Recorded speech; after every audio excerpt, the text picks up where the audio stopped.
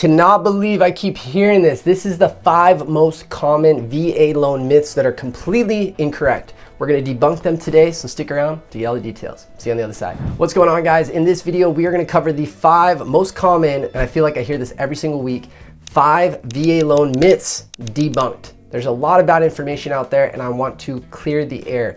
So before we jump into that, let me quickly introduce myself. If this is your first time here. My name is Patrick Longley. I'm a licensed real estate agent out here in Hawaii, helping buyers, sellers, and service members like yourself with their real estate needs. Now, if you had any questions about PCSing out here, utilizing the VA loan, feel free to reach out to me. Got my contact information right here, or you can directly down below book a discovery call with me or one of my teammates. Ask us anything about PCS in Hawaii, moving to Hawaii, what it's like living in Hawaii, the VA loan, anything and everything. Just book a call down below. We'll find a time that works for both of our time zones and we'll help you out. So let's debunk some of these myths. Myth number 1, sellers don't like VA loans. This couldn't be further from the truth, specifically when it comes to Hawaii. Now, I have some family members. I come from a long range of family members who are all real estate agents, specifically in California, and they do tell me that sellers out there generally are not a big fan of VA loans because of the stipulations, the rules and regulations, but this is really just bad education on their side. And they may be a little bit more strict over there. For example, if you buy a home and there's maybe some chip paint, the VA lender may require that the seller actually has to repaint the home. But out here in Hawaii, that's not really the case.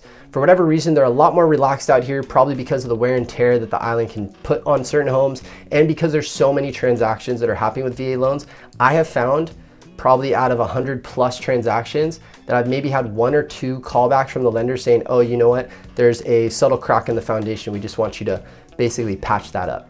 Or one time I had a call out where a garage door wasn't closing because it didn't have an emergency release, $10 fix. But generally it's nothing massive, and we find that, like myself, 80% of our transactions are with VA, is that we generally have no issues, and most people are dealing with VA loans and they understand that they're generally a pretty smooth process, and sellers are not deterred from accepting offers from VA loans. So that's a huge myth debunked. Myth number 2, VA loans take a really long time. This is completely incorrect. I've actually got a VA loan closed in 21 days, but on average, it's usually gonna take about 30, 35, 45 days at the longest, which is the standard timeline for even a conventional FHA or any other loan. So they don't take any longer, but if you are gonna do a VA assumable, this is a whole different story. I've got a video right here that goes over VA assumables, the entire playlist, how to find VA assumables, how long they take, pros and cons. If you have any interest in exploring VA assumables and you've got some time and you want to benefit on some of the things that VA assumables can do for you, feel free to reach out to me. Again, I got my contact information right here, or book a call with the link in the description below, because we do a lot of VA assumables. But again, at the end of the day, VA loans take no longer than a normal conventional loan. Myth number 3, you can only use your VA loan once.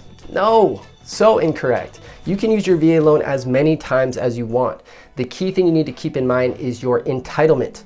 Now, what is an entitlement? Entitlement essentially is that your loan is a government-backed loan, and they're going to give you essentially full entitlement or partial entitlement. Now, we won't get too deep into it, but you just gotta look at it like this, simple terms. Of course, it always changes depending on where you're at.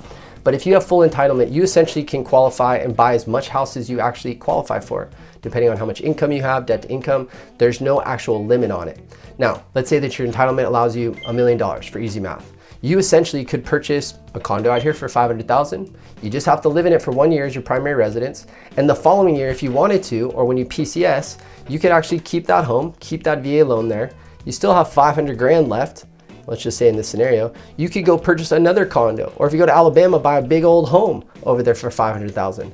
Now in this situation, your VA loan may be tied up, but you could of course sell this property and free up more entitlement and keep buying properties. Now this is what a lot of my savvy clients do, is that they leverage their VA loan to essentially buy properties and investment properties every time they PCS and get new orders. So huge debunk that you can only use your VA loan once. That is completely incorrect. You can use it as many times as you want. It's just in the fashion that you do it based on your entitlement. Myth number 4, condos generally don't approve VA loans. Completely incorrect. Especially out here in Hawaii, I find that most condos are VA approved, and yes, they do have to be on the VA approval list.